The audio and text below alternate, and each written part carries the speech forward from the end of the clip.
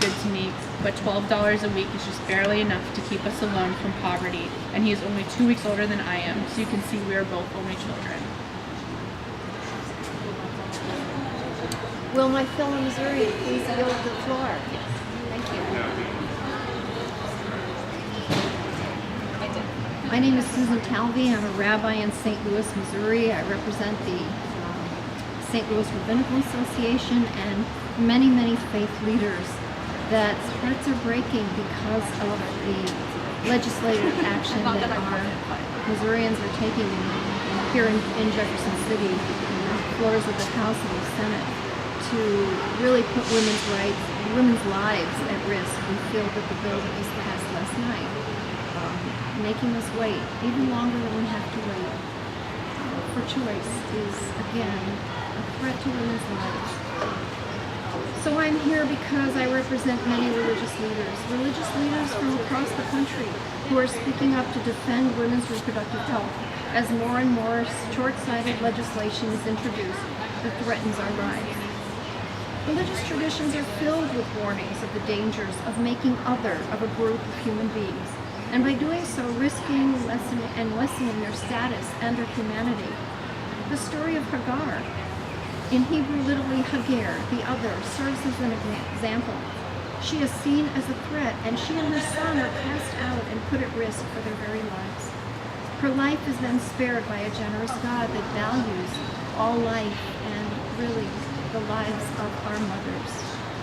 This story illustrates the case with women's reproductive health. For far too long, societies have tried to control women by taking away their reproductive options and access to life-saving health care. There are too many stories, and we're hearing them one after another, of women dying because healthcare providers are afraid to save women's lives if it would put the fetus at risk. These are always complicated and difficult decisions, but a moral society defends the living and helps us save lives, not sacrifice them. Too many women with life-threatening conditions, with children at home, with circumstances that are not ours to judge, are being sacrificed by those who fill the political conversation with personal religious beliefs. This is especially true for poor women and women manipulated by religious traditions that would often choose the death of the mother and the child when the mother's life is threatened. There is no higher calling for all of our religious traditions than the saving of a life. The laws of our land are meant to protect the saving of women's lives by providing access to safe and legal abortion for rich and poor. And it is the poor who suffer. It is the poor that go back to coat hangers and unsafe ways of terminating pregnancies. It is the poor that suffer from this kind of legislative action. It is time, again, because this is the law of the land, to protect women's rights, to protect women's health. It is time for people of faith to speak up and fill our legislatures with voices that protect women's health and reproductive freedom. Hear more of the stories. About the same time, the women began to work with James Clark. Two Texas state senators, Tom Creighton and Don Kennard, picked up the banner from retired Senator Parkhouse and introduced new abortion legislation in the Senate. The women worked with both men, but never formed the close ties with them that they did with Clark. Clark was a rare man in the 1960s, in that he was willing to listen to what women wanted and then try to help them get it. He spoke out in favor of granting women autonomy very early, at a time, in fact, when the idea was still shocking and radical. In 1969, Clark was telling anyone who would listen that people needed to recognize a woman's right to do what she believes is right with her body. Such solid support was not always forthcoming from the pre-feminist, male-dominated abortion reform movement. Many of the high-powered male doctors and lawyers working on reform in such peripheral groups as Planned Parenthood and the American Civil Liberties Union were not so quick to support and work for abortion reform in the mid-1960s. The ACLU took up the reform banner in the late 1960s, mostly because of the persistent urging of a strong feminist faction within the group, headed by Judge Dorothy Kenyon of New York. who in February 1967 wrote an irate letter to the New York Civil Liberties Union about their reluctance to tackle abortion, noting that the mostly male committee and board members considered abortion to be a social rather than a legal problem, one that was too controversial to handle. She nevertheless continued to push the ACLU to become more actively involved with the abortion issue. Roy Lucas, who had moved to New York from Alabama, also began to push, and by 1968, under the auspices of the ACLU, he was working with several prominent New York physicians to develop a test case. Nothing ever came of the case because those working on it had a falling out over goals. Members of ASA and NARAL, the groups that had spearheaded reform on the East Coast, were at odds with one another over how liberal the new abortion law should be.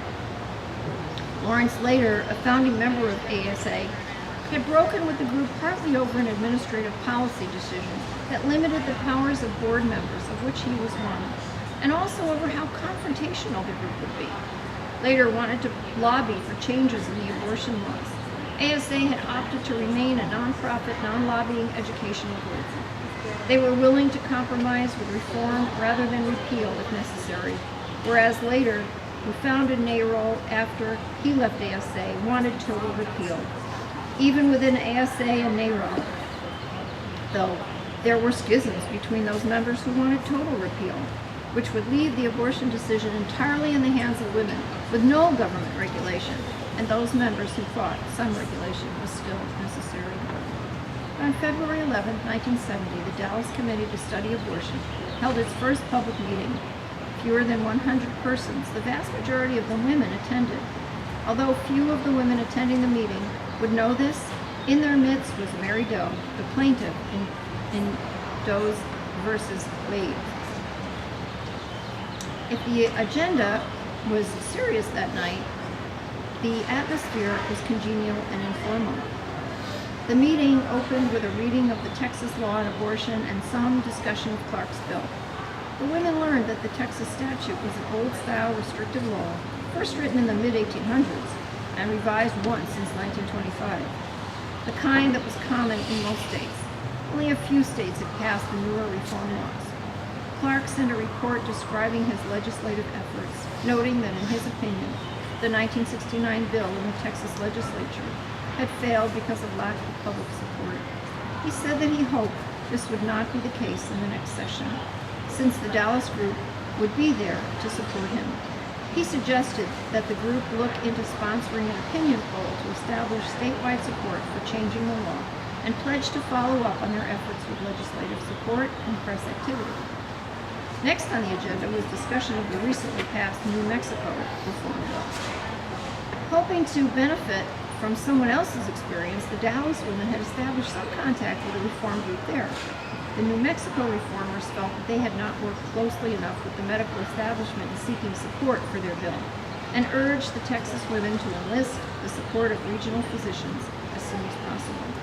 This prompted the Dallas group to ask for volunteers to set to work on a campaign designed to enlist the support of the Texas Medical Association as well as individual doctors. The group then turned to what would become one of their major ongoing concerns, what they would do to interest and educate the public about the need for abortion reform. They knew that they had to put together an information packet, something that stated their position clearly and could be used to interest others in their reform efforts and to lobby legislators. Several women volunteered to begin working on the pamphlet, while another offered to write the Association for Study of Abortion to see what materials they could supply. At that time, ASA was the most active publisher and disseminator of information and unbiased materials on abortion and abortion reform, and they gladly gave consent for others to use their materials. The Dallas Committee also decided to sponsor a public forum that would invite debate on both sides of the issues. Mary Doe and Barbara Richardson, the club reporter for the Dallas Times-Herald, agreed to head up the project. The liveliest and most prolonged discussion of the evening revolved around the stand that Dallas reformers would take on reform versus repeal. The abortion liberalization movement had initially started as an attempt to reform restrictive state laws, but as and single activist groups began to organize throughout 1969 and 1970, repeal became a hotly debated topic of discussion. The Dallas group, like most others, was divided over the issue. Some who favored reform did so for purely practical reasons, because they believed that this was the most they could hope to achieve. They argued that they stood little or no chance of persuading legislators or courts to repeal all the abortion laws, thus leaving abortion totally unregulated and available on request by individual women. They also believed that only with reform could they build a strong, broad base of support to change the laws. They argued that even though most people wanted abortion reform, the majority did not yet favor repeal. The idea was still too new and radical. Another faction that supported reform did so for more philosophical and emotional reasons than for practical concerns.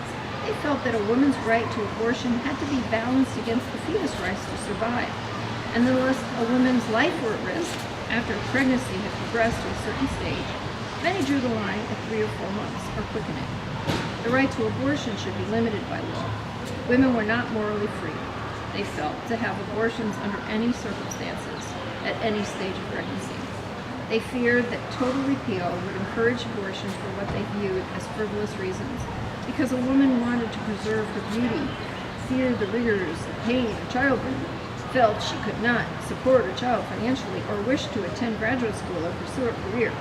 Many thought these were not valid reasons to abort a fetus, who were they to say, and believed the state had a right to restrict abortions under these circumstances.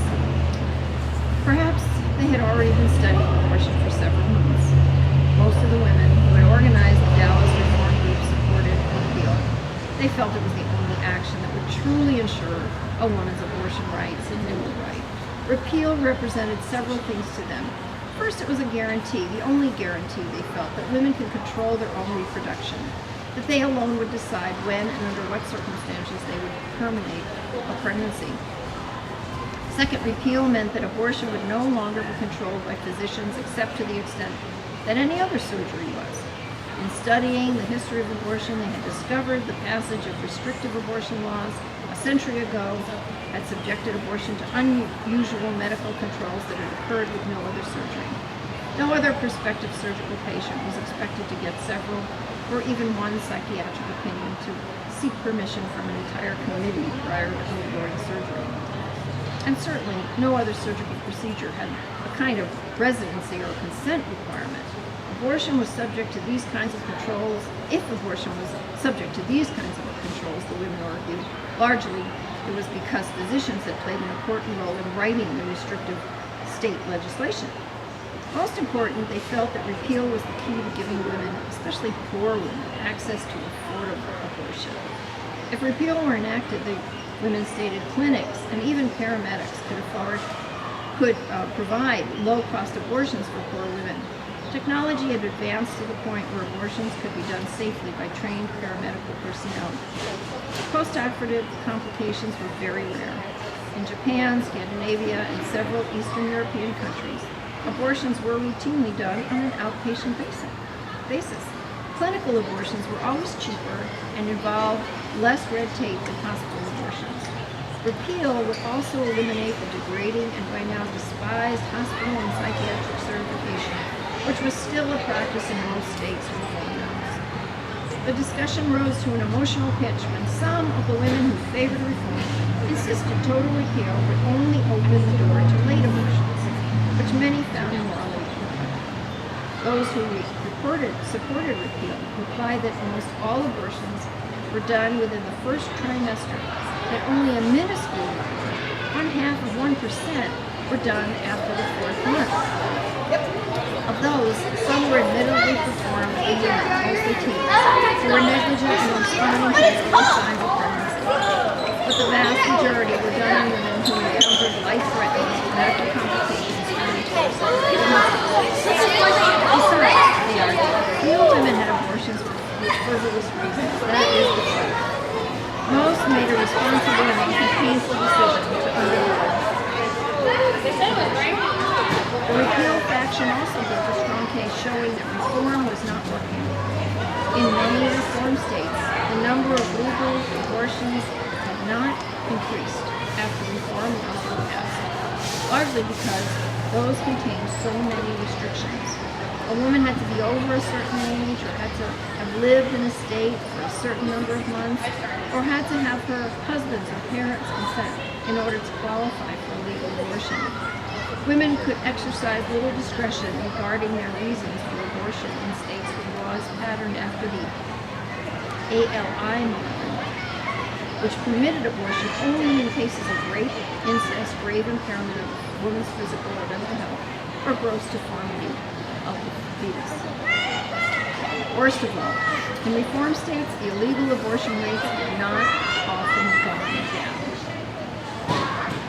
In Colorado, for example, 50 legal abortions were done in 1966, the year before the new laws were passed. 10,000 legal abortions were done in 1967, the year its reform law took effect, but there were still an estimated 8,000 legal abortions. The situation was similar in California, where 10,000 abortions were done legally after reform and 90,000 illegally. In Maryland, another state that had passed an ALI type law, in 1 year an estimated 12,000 to 15,000 illegal abortions took place. Examples like these, uncovered by the Dallas reformers and their research, were enough to indicate that most reform laws are not working. Furthermore, with the legality, the price of abortions, both legal and illegal, have risen now on an average between $600 and $700, thus causing many disillusioned reformers to refer to the reform legislation as rich ladies' laws. In New York City, hospitals were reportedly guaranteeing physicians who agreed to do abortions for $2,400 a day. Basically, the repeal factions, I remember this.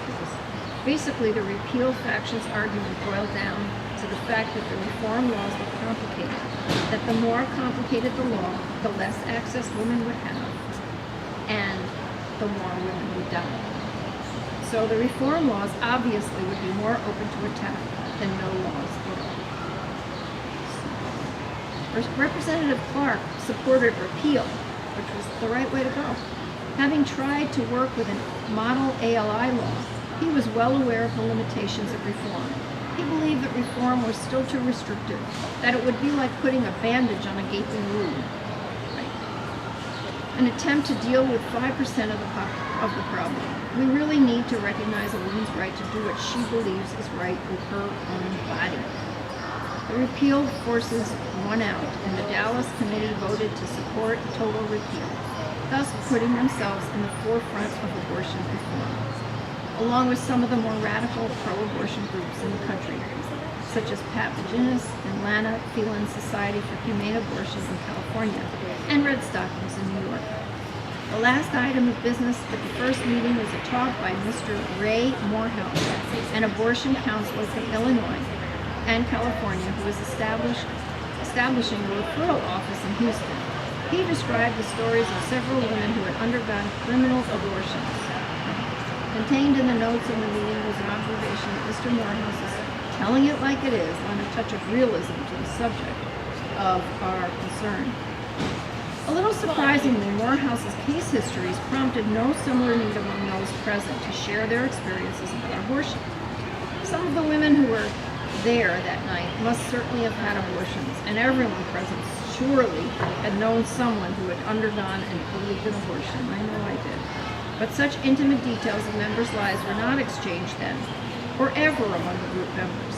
Perhaps it was not so surprising at all when one considered that an illegal abortion, particularly one that was gotten alone and under humiliating circumstances, was often among a woman's most painful memories. Such experiences simply could not be dredged up lightly or publicly, but part of the reason no one came forth with a personal story was that the subject was still taboo, even among the very people who were trying to change the laws. Virginia Whitehall, who became the unofficial spokeswoman for the group, soon discovered just how painful women's experiences with illegal abortions were. On several occasions after she spoke, women came up to her to talk about their own illegal abortions. They usually said they had never talked to anyone before about their experiences, but were breaking their silence out of a need to thank her for what she was doing, for working to make sure that no woman would ever have to go through what they had suffered. Whitehill also discovered that there was something even more painful than an illegal abortion, and that was surrendering a child for adoption. Several times after she gave a speech, Whitehall was taken aside by a tearful woman who had given up a child for adoption to be told that abortion would have been much easier. These women said that unlike the pain of abortion, which healed eventually, the suffering over having given up a child went on forever. Occasionally, too, she was taken aside by a woman who had undergone a horrifyingly illegal abortion and needed to share the experience with someone. Throughout the spring of 1970, the Dallas women dedicated themselves to working on abortion reform. They studied the materials from ASA, which were distributed to members. They also read other materials on abortion, which notably The Search for an Abortionist by Nancy Lee, Lawrence Lader's Abortion, another book entitled Abortion, published by the Roman Catholic Church to explain its view, and Abortion in the United States by Mary Calderon, and Abortion, Law, Choice, and Morality, written by Roman Catholic social scientist Daniel Callahan. Their reading helped shape their views on the subject and provided them with information they needed to prepare their own literature. The Dallas Committee immediately began to prepare several mailings, which consisted of their own flyers and materials obtained from ASA. In the beginning, they obtained ASA reprints. They simply sent out their own flyers, rough one-sheet leaflets that were typed rather than typeset and cheaply printed on craft paper. One, written in the form of a letter, was a poignant plea for support of repeal rather than reform. 80% of therapeutic abortions are performed on middle-class white women who can well afford the hospital charges. The doctor speaks, and the psychiatric examination establishing their emotional instability. The woman possessing some sophistication and education is not defeated by intricacies of review by doctors, committees, and psychiatric examination, though her abortion is often unreasonably delayed. But the poor woman is most often confounded by the red tape. According to Dr. Cather Russell, chairman of the California Medical Association's Committee on Maternal and Child Health, this is not a poor woman's law. That's one of its main features to date. Richard Lamb, Colorado legislator, who fed the fight for reform, admits, "We had a cruel law, and we still have a cruel law." In an analogy they would use again and again, the group compared criminal abortion to prohibition. The situation is analogous to bootleg liquor traffic that flourished during prohibition at great risk to the consumer and great profit to the bootlegger. In the case of abortion, the damage is confounded because it is inflicted on two innocent victims, the woman and the unwanted child. If legal, reasonably priced abortions were available, there would be no need for law enforcers to blink at the criminal abortionists because an urgent, desperate need would be adequately and legitimately met by society. The hypocrisy and discrimination built into our present system would be ended. Of course, the Missouri legislature is bringing us right back to these days, these old days, where women died, and especially poor women died. Following an example of East Coast reformers, they organized a chain letter urging people to write their legislators and show support for reform by attending statewide hearings at the University of Texas. This is a time for those interested in justice and compassion to act. Please make at least 4 copies of this letter or compose your own letter to send to others. Please don't break the chain as time is running out. Share this information with as many individuals and organizations as possible. The Dallas Committee's early flyers and pamphlets were not so hard-hitting or sophisticated as they would later become. Without any real competition from oppositional groups, for example, reformers had not yet been cautious about the language they used to describe abortion. Like most other reformers at this stage of the movement, the Dallas women interchanged the terms fetus and child. Not for another year would they insist on using only the scientifically correct terms embryo and fetus to describe an unborn young from the age of 1 to 8 weeks, and after 8 weeks until the moment of birth, respectively. They had not yet begun to use the term pro-choice and still referred to themselves as pro-abortion, a term they would later realize was inaccurate and find even repugnant. With a similar disregard for semantics, the Dallas Committee early brochures also bore the bold title Abortion by Choice, which was later changed to Motherhood by Choice. The literature revealed a tie reformers felt existed between the need to reform the abortion laws and the tragedy of unwanted children. In early brochures, they plaintively asked, how long are we going to accept the sentimental mythology that once a child is born, he is automatically loved and cherished? The theme of the unwanted child never proved to be particularly persuasive, perhaps because abused children were a far more complicated issue than this reference implied. At any rate, this early theme was soon dropped from the literature. Another theme influential in the early stages of abortion reform, but less so later on, was the notion that abortion could be used to solve the population problem. Whitehall and several other women in the Dallas group thought that abortion was a useful tool in controlling population growth, but they firmly believed it should not be used on anything but a voluntary and individual basis. Their view definitely put them at odds with Planned Parenthood, the leading and most established population control group, which advocated sterilization but not abortion as part of its third world population control program, and with feminists who felt that poverty was not necessarily the cause of overpopulation and considered campaigns to sterilize women while denying them access to abortion highly discriminatory. On May 4th, 1970, a newsletter accompanied by a packet of information went out from the Dallas Committee to all persons on their mailing list. The newsletter advertised their upcoming events. 2 discussion sessions, the public forum set for Tuesday, May 19th, a movie, plans for a speakers bureau, and reported on the activities of the membership, fundraising, and letterizing committees. The latter had been busy writing to members of the Texas Medical Association's Special Committee on Abortion Laws. The newsletter was accompanied by a packet of information that consisted mostly of ASA reprints. Their most ambitious project was the public forum, now called an Ecumenical Dialogue on Abortion. It was held at 8 p.m. at the North Haven Methodist Church. Speakers included Virginia Whitehall, Dr. Claude Evans, chaplain at Southern Methodist University, State Representative James Clark, James T. Downs III, MD, an obstetrician and member of the Texas Medical Association's Abortion Committee, Shirley Levin, an attorney, Dr. Edward Reidman, a marriage counselor, and the Reverend Paul Schott, president of a local Jesuit preparatory school. Reverend Schott, in particular, had been invited to present the opposition's point of view. Genial and articulate, a fair and intellectual debater, he often shared a podium with Whitehall at her invitation. The day would eventually come, however, when she would ask him to join her in a public debate, and he would refuse without offering any reason. Whitehall would always believe that the church, increasingly worried over the success of the reform movement, had ordered Schott to stop appearing with her.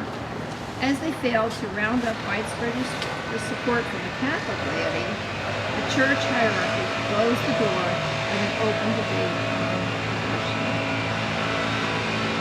Another panelist, the Reverend Claude Evans, also would play an important role in the Dallas group and in Texas abortion reform in general. As a chaplain whose flock consisted of the entire student body of Southern Methodist University, Reverend Evans had seen and heard more than his share of tragic stories about abortion, many of them firsthand and from the women he counseled. He had been involved in debate with other university faculty about the university's role as a parent in absentia, a debate that had been centered on whether the university was obligated to inform parents when it knew that a student was seeking or had obtained an abortion. Evans strongly felt that informing parents was a betrayal of the student's trust. This and his natural sympathies propelled him into abortion reform activism. He became an early member of the steering committee of the Dallas group and was always one of the staunchest and most energetic reformers. The importance of the presence of the clergy on the podium that night and in abortion reform could not be underestimated in a state like Texas, located in the middle of the Bible Belt. In most areas where abortion reform had gained a foothold, the bulk of the opposition could be expected to come from the Roman Catholic Church. In Texas, however, the church was not particularly powerful. Most of its members there consisted of poor Hispanics. And the real source, potentially, of this religious opposition, were there to be any, lay with the Protestant churches, both fundamental and mainstream. It was a calculated decision on the part of the Dallas Committee to hold their first public event in a church. 175 persons attended the forum, which consisted of a brief panel discussion followed by a lengthy question and answer session. Representative Clark opened the meeting by calling for an individual's right to do what his or her conscience was dictated, what one feels God intended for him. Speaking of the recent defeat of his abortion bill, which he attributed largely to the organized efforts on the part of the Catholic Church, he said, "The spirit of inquiry is not the situation in Austin. I have never seen an issue with so much intemperance, bigotry, and controversy," adding that it was only in this century that the Pope decided that abortion was contrary to the law of God. Clark urged people to make their feelings known to their legislators.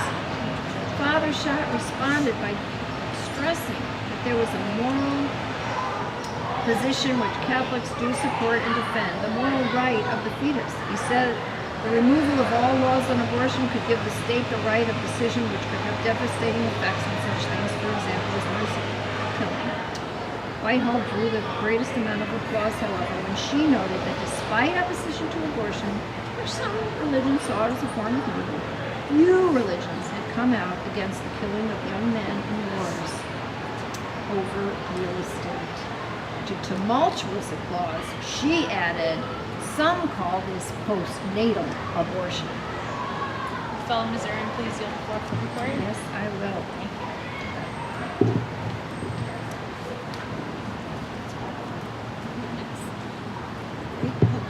My name is Ember Urbach, and I'm a social worker from Kansas City. I'm here to read some stories from motherhood and bondage. These are voices that gave rise to the Planned Parenthood movement and helped cement the need for safe, healthy alternatives for women in need. I'm going to continue reading about girl brides and girl mothers. This is girl number 13. I would like for you to help me not to have more babies. I would rather do anything than have another. I don't think anything